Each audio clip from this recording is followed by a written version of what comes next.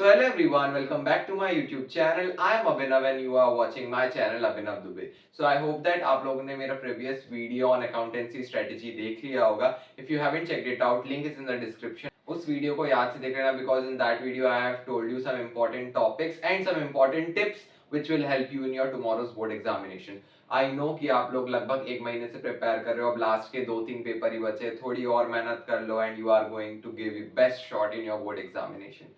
So today's video is going to be on the topic last minute tips and some paper presentation techniques for your examination. Also accountancy के exam में सबसे बड़ा blunder जो काफी ज्यादा students करके आते हैं that is टाइम मैनेजमेंट. उनसे टाइम मैनेजमेंट नहीं हो पाता है और क्वेश्चंस छूट जाते हैं. द थिंग इज क्वेश्चंस छूट गए नहीं बट आते हुए क्वेश्चंस छूट जाए तो वो काफी ज्यादा दुख लगता है. ये मेरे प्री बोर्ड में हुआ so I can feel that pain. So without wasting much time let's get straight into the video. So tip number 1, आपका क्वेश्चन पेपर दो सेट्स में डिवाइड रहेगा, पार्ट ए और पार्ट बी. पार्ट ए में आपके from book number 1 and 2 questions आएंगे और part B में बुक 3 से क्वेश्चन आएंगे. कंपैरेटिवली देखा जाए तो पार्ट बी ज्यादा इजी रहेगा और ये कम से कम 30 to 40 मिनट्स में आपका बन जाएगा. So it completely depends on you and your preparation कि आपको फर्स्ट 30 to 40 मिनट्स में पार्ट बी करना है या ये 30 to 40 मिनट्स जो है आपको ये पार्ट लास्ट में करना है. My personal suggestion would be आप पार्ट ए पहले करो बिकॉज इसमें क्या होता है कैश फ्लो वाले सबसे पहले आप कैश फ्लो को बनाओगे और उसमें अगर आपका नीचे लास्ट में अमाउंट मैच नहीं करता है तो आप वापस से पूरा ऑपरेटिंग एक्टिविटीज वाला जो है सेक्शन आप वापस गो थ्रू करने लग जाते हो तो उसमें काफी ज्यादा टाइम वेस्ट हो जाता है. बल्कि इसमें आपका शेयर बन जाएगा, जल्दी से डिवेंचर बन जाएगा और आपकी पार्ट 1 बुक तो काफी अच्छे से सबने करी होगी, डिसोल्यूशन एडमिशन रिटायरमेंट, तो ये काफी फटफट बन जाएगा और इसमें आपको स्टेप मार्किंग के भी ज्यादा मार्क्स मिलने के इसमें ज्यादा चांसेस रहते हैं. So I would suggest you to go with part A and part B. Tip number 2, आपको रीडिंग टाइम मिलेगा 15 मिनट्स का. उसमें आपको क्या करना है, उसमें आपको क्या करना है, दो काम करना है आपको. क्या है वो दो काम? सबसे पहला काम ये है कि जो एमसीक्यू और थ्योरी बेस्ड क्वेश्चन होंगे उनको आप अटेम्प्ट कर लो, उनका सही आंसर को टिक कर लो. छोटा सा टिक कर लो क्योंकि invigilators will not allow you to tick mark.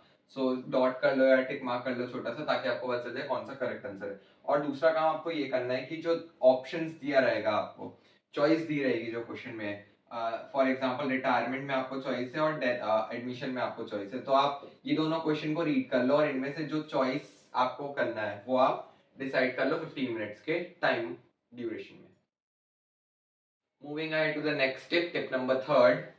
Part A आपको बैकवर्ड से स्टार्ट करना प्रेफर करना. वैसे तो आपको जैसे करना है वो आप वहां पे आप कर सकते हो बट शेयर करो पहले, फिर डिबेंचर करो, फिर डिसोल्यूशन, डेथ, एडमिशन, रिटायरमेंट में आपको जो करना पीएसआर, गुडविल, फंडामेंट. इसमें क्या होगा ना, ये ऑब्वियसली बात है ये सब ज्यादा आप लोग ने प्रैक्टिस किया हुआ है और इसमें ज्यादा स्टेप मार्किंग मिलने के चांसेस होते हैं. तो इस पे आप ज्यादा फोकस करो क्योंकि ये ज्यादा मार्क्स के भी होते हैं, उसमें स्टेप मार्किंग भी ज्यादा मिलती है. तो आप कम टाइम में और स्टार्टिंग के टाइम में ज्यादा मार्क्स आप ऑक्यूपाई कर सकते हो. Okay. Tip number 4, part B जो रहेगा उसमें आपका 3 सेक्शंस रहेंगे, cash flow, ratio, common size. तो मैंने आपको बोला था ये कम से कम 30-40 मिनट में हो जाएगा. ठीक है, तो इस पे क्या करो, कैश फ्लो सबसे पहले अटेम्प्ट करना, इस पे 15-20 मिनट आपको लग जाएंगे. और अगर लास्ट वाला जो आपका डेटा है वो मैच नहीं करता है तो रुक जाना, ये अटेम्प्ट कर लेना, उसके बाद ही आप उसको रीचेक करना. बट पहले आप पूरे क्वेश्चंस अटेम्प्ट कर लेना, उसके बाद ही रीचेक करना. फिर रेशियो में आपको 10 मिनट लग जाएंगे. फॉर्मूला अच्छे से कर लो, अभी भी टाइम है. रेशियो, सारे रेशियो के फॉर्मूला कर लो. यू नेवर नो कौन सा रेशियो आ जाए. इजी करंट रेशियो भी आ सकता है और इन्वेंटरी रेशियो भी आ सकता है. So it is not defined.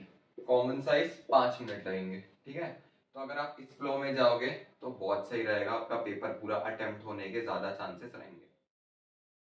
Tip number 5, 100 और 100 अगर आपको स्कोर करना है फुल ऑन फुल तो उसके लिए ये टिप्स है. ओके, फॉर्मेट्स आपको सारे स्केल से बनाने की कोशिश करना, नीटनेस दिखनी चाहिए मेन बात. ठीक है, उसके बाद जर्नल एंट्री जो है मेन, उसमें आपको डेबिट लिखना है, क्रेडिट लिखना है और नरेशन लिखना है, एलएफ ये भी बनाना है.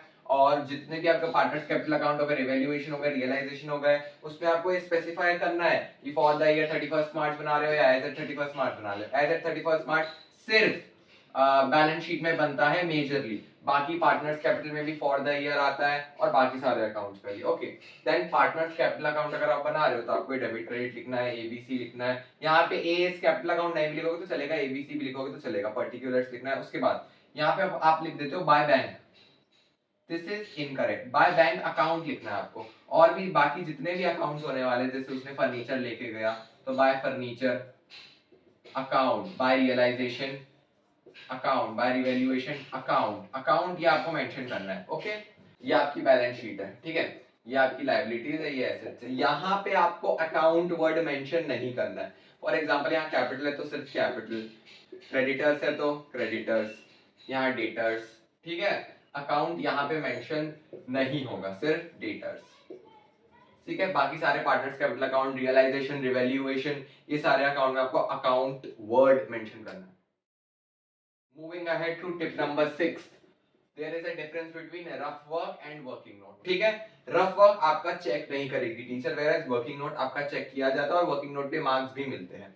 अब रफ वर्क आप कैसे कर सकते हो, ये आपकी आंसर शीट है, यहाँ पे तो आपने मार्जिन खींची हुई है, यहाँ पे आप पेंसिल से करके रफ वर्क कर सकते हो। So these are the things जो बेसिक कैलकुलेशन होती है, इनटू, डिवाइड या रेशियो निकाल रहे हो, ये सब things will not be check, but working note check होता है। वर्किंग नोट आपको कैसे शो करना पड़ता है, वर्किंग नोट नंबर 1, यहाँ पे आप लिखोगे calculation of goodwill, calculation of goodwill, यहाँ पे लिखोगे कैलकुलेशन ऑफ न्यू पीएसआर, ठीक है। तो ये सब चीज काउंट की जाती है और ये फॉर्मेट होता है अच्छे से। वर्किंग नोट नंबर 1 ये, वर्किंग नोट नंबर 2, फिर आपका जहां पर भी अकाउंट बना है वहां पे आपको लिखना पड़ता है working note number 1।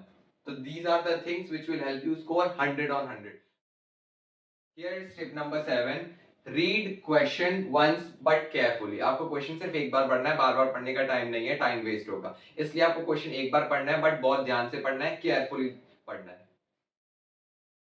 Moving ahead to the next tip, tip number 8, requirement. आपको क्वेश्चन की रिक्वायरमेंट देखनी है कि क्वेश्चन पूछ क्या रहा है। कई बार क्वेश्चन में सिर्फ आपसे रिवैल्यूएशन या रियलाइजेशन अकाउंट पूछेगा, लेकिन आप वहां पार्टनर्स कैपिटल अकाउंट बनाने लग जाते हो। सो ये चीज पिछले पॉइंट रिलेटेड है, 7 पॉइंट में मैंने बोला था आपको रीड क्वेश्चन केयरफुली, तो आपको रीड क्वेश्चन केयरफुली के साथ साथ आपको रिक्वायरमेंट ऑफ द क्वेश्चन भी देखना है, तो ये दोनों पॉइंट साइमल्टेनियसली चलेंगे, ठीक है। Next tip, neat and clean. आपको पूरा पेपर नीट एंड क्लीन रखना है, दिस इज अ ट्रुथ। जितना नीट एंड क्लीन पेपर रहेगा उतने ज्यादा मार्क्स आपको बोनस में मिलने के ज्यादा चांसेस होते हैं। इट्स ट्रू, सबको पता है ये बात, तो इसलिए आप जितना ज्यादा आप नीट एंड क्लीन रख सकते हो अपना पेपर, उतना ज्यादा रखना। Last but not the least, confidence is the key. आप पूरे पेपर में कॉन्फिडेंट रहोगे तो ही आपका पेपर अच्छा जाने वाला है।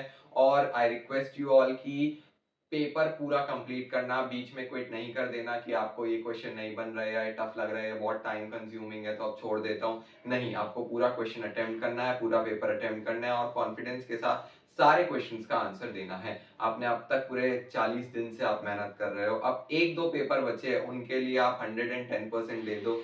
Rest, if you have any queries, comment down below. I will surely reply. I know आपका पेपर बहुत अच्छे जाने वाला है, आपने इतनी मेहनत जो की है तो अच्छा जाना ही है ऑफ कोर्स। अब जल्दी से जाओ कमेंट सेक्शन में और लिख दो I will score 95 plus in tomorrow's accountancy exam।